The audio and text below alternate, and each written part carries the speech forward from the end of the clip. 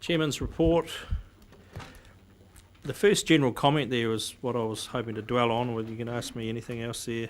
I did actually take some time with my family down south, which was a good break in the middle of the month and greatly enjoyed. But Ngāti Pāhewera Doc Ngā Whenua Rāhui, i.e. The rangatira over here, Mr. Mohi, and myself went and had a look at the Puteri Lakes, which are hugely significant and are still a very critical and greatly used wetland by multitude of bird life and other smaller critters. Ngāti Pāhewera have a vision to restore that whole area. There's the 3 lakes, a fantastic part of the world, really beautiful place. And I'm confident that between the groups mentioned here and potentially others, certainly the landowners around the periphery of the lakes, that we could get a very good outcome. And I'm saying here I'll keep council informed, but actually what I would like to do, it would be a great catalyst for our much talked about retreat with the Regional Planning Committee. We talked about going to Wairoa potentially, I think was mooted, general discussion, and I thought this might be quite a great place for us to focus on as part of the journey. So I'm just advising you that's sort of my thinking at the moment. May even perhaps get that into an action plan point. Well, not after the commentary I heard before. I'm not having any saying I'm doing any duck shooting anywhere. Thinking of retreating up in that area, there's a school up there which I believe is no longer used. Presumably those buildings are still there, are they? Puteri School. No, it's used. Is it still open? Still open. Is that, we could spend a bit of time with the 12 or 14 pupils or whatever's there. It's a beautiful school. Mr. Chair, the resort we looked at in the Middle Lake, remember? To the right there. That's right. You said you took the ladies to have a look at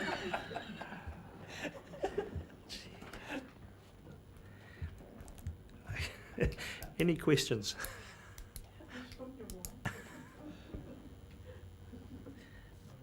So I'm happy to move that is a record of the month. Moved, Councillor Scott, seconded Councillor Graham.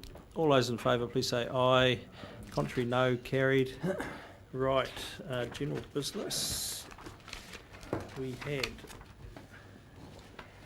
a couple of comments there. One from Central Hawke's Bay, Councillor Hewitt. So I'll just share a couple of things I've been up to. I was invited to go and join the staff up at Pokiora Estate. The staff had a 3-day retreat where they divided the whole organisation into groups of 3 and with a shuffle of the deck of cards and put them up at Pokiora overnight with a series of community and recreational activities. The idea was that the team don't know a lot of people in the other departments. So I was accordingly invited along, which was much appreciated, and I would like to commend Viv Moll for organising the day.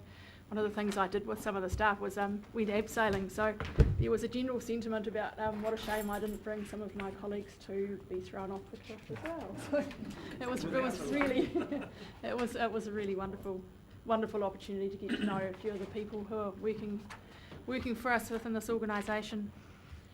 Councillor Scott and I also went along to the Balance Farm Environment Award Field Day up at Tracy and Alistair Ormond's, and really interesting to see an example of a property that's highlighting best practice and succession issues, and Councillor Scott may like to add further to that, and then did you want to add more of that? Because I was going to make comment on the Tahara Field Day as well.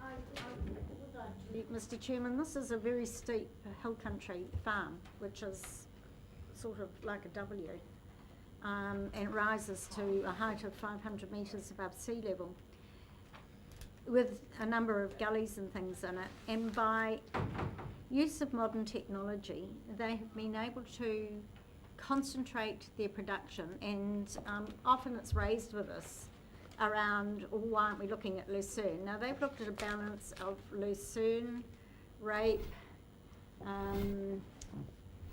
what other crops have they got? They've got about 4 or 5 balanced crops across. And what they have done is to match the crops to the season, the conditions, and the stock needs. And a very, turnips and plantain. Plantain was the other one. In a way that really maximised the benefits from the different crops, and that and the use of a modified techno-farming system, so that they subdivide their paddocks into small cells and graze them over limited times. They've probably cut their leaching rates, benefit from and really into a very intelligent dryland farming and avoiding erosion conditions. So there's quite a lot of really important issues around really good land management there. It's certainly a very good case study. And to top it off, it was Councillor Scott's birthday, so happy birthday, Christine. The other thing, and I know other people are going to comment, I'd just like to thank the staff for the Tahara field trip that they organised. It was a really, really interesting day, and for those of you who didn't have an opportunity to be there, better luck next time. But we went in, well, for me, heading up into that valley, Tahara Valley, with the challenges that the community has faced, and the fact that they're not regulated to be fixing their leaching issues. They are doing it under voluntary engagement with local iwi and stakeholders, and a huge partnership with regional council. And it was really nice hearing the landowners, and all of the landowners were represented there with us for the day. Hearing them speak with such respect for the regional council staff, actually. And I mean, one property was having challenges getting plantings to survive, and then we find out quietly that a regional council staff member had been up in his weekends off to replant plants that hadn't survived. So we were seeing a very good success story in terms of a catchment that had started back in 2009 with some issues, and we're seeing the progress now.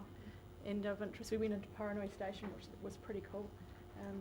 If you have a chance to Google it, it's a property that I don't think many people would have access onto. So once again, thank you to the staff. They really did highlight a lovely day for us. Tahara, Councillor Scott. I think Tahara would be one of the most outstanding examples of what can be achieved with cooperation and non-regulatory methods.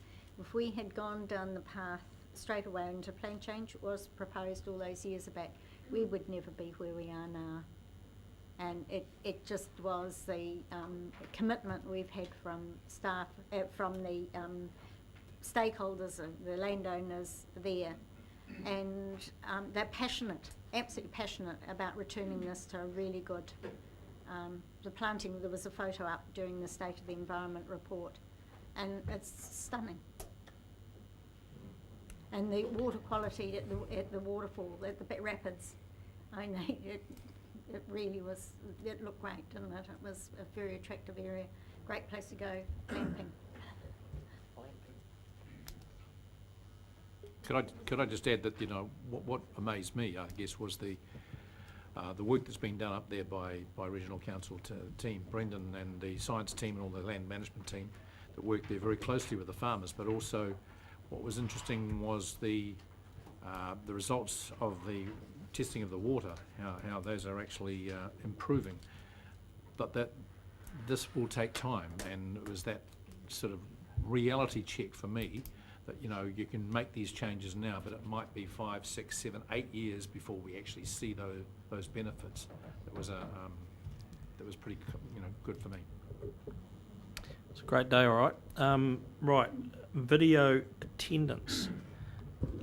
Thank you, Mr. Chair. I just read in the Dominion this morning that one of the Wellington councils are looking at activating a video attendance for on special occasions of people away on council business, for illness, and a raft of other reasons that they had, and they weren't meaning people on holiday or on business of their own, but I think it's something we should look at as well. Thank you. Beaming from the cricket, see what I'm hearing here? Okay, that's general business. Mr. Chairman, sorry if you don't mind, just before you close the meeting or before we go, this material that's been handed out, just to perhaps help people that want to look at it overnight. Liz, can you just confirm that the Heads of Agreement document is what was finally delivered to NGR on the eve of the meeting on the 18th? Correct, it was about the 17th of February they received this document, and so Kiwi this, Rail finally provided it at the last minute on the 17th. And just confirm too that the first major cell on the left-hand side is Kiwi Rail content, yes, and the second cell is NGR comment. is NGR comment. Yes, so they'll speak to that tomorrow. Yeah. Yeah, okay. but it's just to give everyone a chance to get Is there any reason familiar. why the copying is that way up on one side and upside down on the other side? Because there was Yeah. something else today that was done like that. Oh, It sorry. was, You've yeah. got to stand on your head. Just fold it like that, set it like that. Hey? I'll, we're done here. I will call the meeting to a close. Thank you all for your attendance, and catch up with you, hopefully all of you tomorrow at the workshop. Thank you.